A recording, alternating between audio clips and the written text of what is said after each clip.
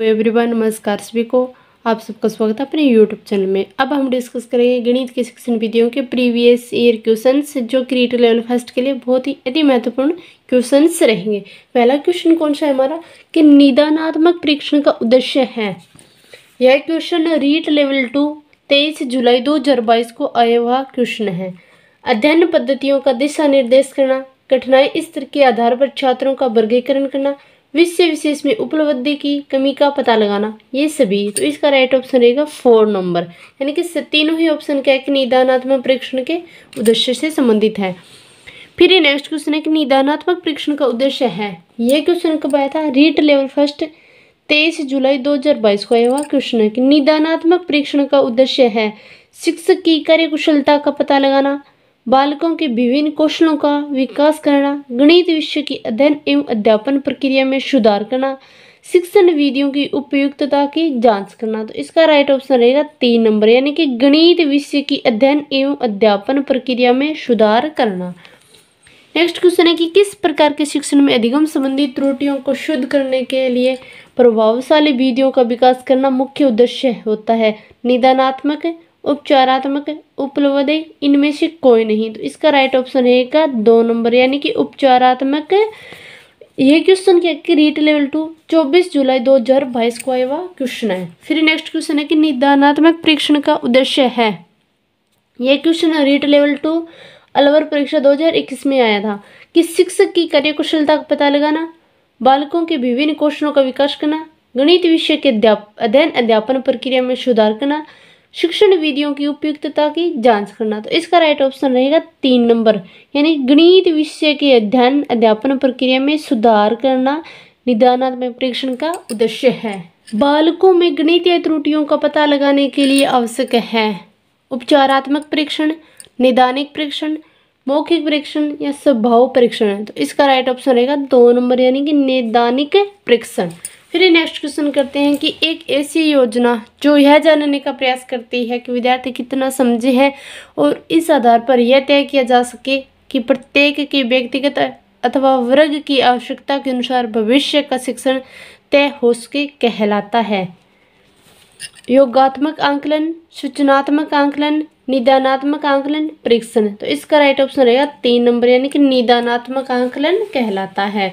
फिर next question करते हैं कि निम्नलिखित में से कौन सी विधि विद्यार्थियों में गणित संबंधी कमजोरी जानने की अच्छी विधि नहीं है। यह क्वेश्चन रीट लेवल फर्स्ट 2018 में आया हुआ क्वेश्चन है। विद्यार्थियों को कक्षा के अंदर एवं बाहर प्रश्न करना, मौखिक कार्य, विद्यार्थियों की उत्तर पुस्तिकाओं का विश्लेषण करना, विद्यार्थियों में तुलना करके। तो इसका राइट ऑप्शन रहेगा 4 नंबर। कौन सा रहेगा? 4 नंबर। फिर नेक्स्ट क्वेश्चन है कि गणित में नैदानिक परीक्षण का उद्देश्य है बच्चों की समझ में अंतर जानना, माता पिता को प्रतिक्रिया देना, प्रगति रिपोर्ट बनाना, अंतिम अवधि की परीक्षा के लिए प्रश्न पत्र की योजना बनाना। तो इसका राइट ऑप्शन रहेगा 1 नंबर, यानी कि बच्चों की समझ में अंतर करना। फिर नेक्स्ट क्वेश्चन है कि ज्यामितीय निरूपण जो पूरे और उसके अंश के बीच संबंध दिखाता है तो कहलाता है आयत चित्र, पाई चार्ट, दंड आलेख, चित्रलेख। तो इसका राइट ऑप्शन रहेगा 2 नंबर, यानी कि पाई चार्ट। बच्चों को भिन्न की संकल्पना पढ़ाने के लिए निम्नलिखित में से क्या अत्यंत प्रयुक्त है? गिनतारा, जियोबोर्ड, संख्या चार्ट, क्विंजीनियर छड़े। तो इसका राइट ऑप्शन रहेगा 4 नंबर, या कि क्विंजीनियर छड़े। फिर नेक्स्ट क्वेश्चन है कि वह परीक्षण जिसमें किसी विषय विशेष इकाई विशेष में छात्र की त्रुटियों के बारे में जानकारी होती है वह है निदानात्मक परीक्षण, उपचारात्मक परीक्षण, उपलब्धि परीक्षण, उपयुक्त में से सभी। तो कौन सा रहेगा? 1 नंबर, निदानात्मक परीक्षण, क्योंकि वह परीक्षण जिसमें क्या है कि किसी विशेष इकाई छात्र की त्रुटियों के बारे में जानकारी मिलती है तो वो कौन सा होगा? निदानात्मक परीक्षण। फिर नेक्स्ट क्वेश्चन है कि निदानात्मक परीक्षण के बाद छात्र की कमजोरी को दूर करने हेतु जो शिक्षण दिया जाता है वह है कौन सा शिक्षण होता है? निदानात्मक परीक्षण, उपचारात्मक परीक्षण, उपलब्धि परीक्षण, उपयुक्त में से कोई नहीं। तो इसका राइट ऑप्शन कौन सा रहेगा? 2 नंबर ऑप्शन, यानी कि उपचारात्मक परीक्षण, क्योंकि हमें किसी चीज़ का पता चल जाता है कि इस बच्चे में ये कमजोरी है तो उस कमजोरी को हम किस आधार पर मल दूर कर सकते हैं, तो उसका उपचार करके। फिर नेक्स्ट क्वेश्चन है कि एक अध्यापक ने कक्षा में सभी छात्रों का टेस्ट लिया।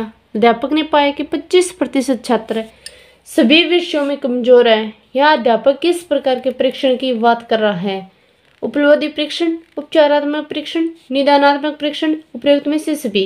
तो इसका राइट ऑप्शन रहेगा 1 नंबर, यानी कि उपलब्धि परीक्षण की बात कर रहा है, क्योंकि सभी का टेस्ट लिया है, सभी के इस तरह जानने की कोशिश किया कि किस बच्चे ने कितना सीखा और कितना नहीं। तो इसका राइट ऑप्शन कौन सा रहेगा? 1 नंबर। फिर नेक्स्ट क्वेश्चन है कि निम्नलिखित में से कौन सा उपचारात्मक शिक्षण का उद्देश्य है? ज्ञान प्राप्त ज्ञान में कमियों का निराकरण किया जाता है। कौशलों की अधिगम प्रक्रिया के दौरान त्रुटियों व दोष सुधारे जाते हैं। भाषा शिक्षण में छात्र के उच्चारण, मात्रा, लेखन, शब्दों की अस्पष्टता दूर करने का प्रयास किया जाता है। उपयुक्त में से सभी। तो उपचारात्मक शिक्षण का उद्देश्य कौन सा है? सभी के सभी है। 4 नंबर ऑप्शन है इसका राइट आंसर।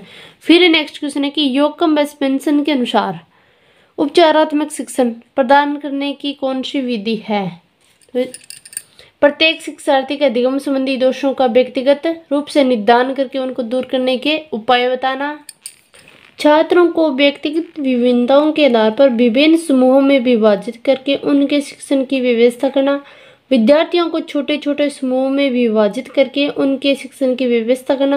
तो इसका राइट ऑप्शन रहेगा 4 नंबर, यानी कि तीनों ही ऑप्शन क्या है? सही है। फिर नेक्स्ट क्वेश्चन है कि उपचारात्मक शिक्षण के संबंध में कौन सा कथन सही है? उपचारात्मक शिक्षण निरंतर चलता है, तत्काल किया जाता है, निदानात्मक कार्यों के पश्चात संभव होता है, उपयुक्त में से सभी। तो इसका भी राइट ऑप्शन रहेगा 4 नंबर। फिर नेक्स्ट क्वेश्चन है कि गणित विषय में उपचारात्मक शिक्षण की क्यों आवश्यकता है? त्रुटियों की सारणी देखकर व्यक्तिगत एवं सामूहिक त्रुटियों के उपचार की योजना तैयार की जा सकती है। उपचारात्मक शिक्षण द्वारा कमजोर छात्रों में आत्मविश्वास की भावना पैदा की जा सकती है। छात्रों की अवांछनीय रुचियों, दृष्टिकोण को वांछनीय रुचियों व दृष्टिकोण में परिवर्तन किया जा सकता है। उपयुक्त में से सभी। तो इसका राइट ऑप्शन रहेगा 4 नंबर, यानी कि उपयुक्त में से सभी। फिर नेक्स्ट क्वेश्चन है कि उपचारात्मक शिक्षण शिक्षार्थियों के लिए नैतिकता निर्माण और अभिरुचि निर्माण के लिए एक साहसिक कार्य है। उपचारात्मक शिक्षण की यह परिभाषा किसने दी है? योकन वेस्पेंसन ने, ब्लेयर जोन्स ने, डेविड ने, F.L. विलोज ने। तो इसका राइट ऑप्शन रहेगा 4 नंबर, यानी कि F.L. विलोज ने।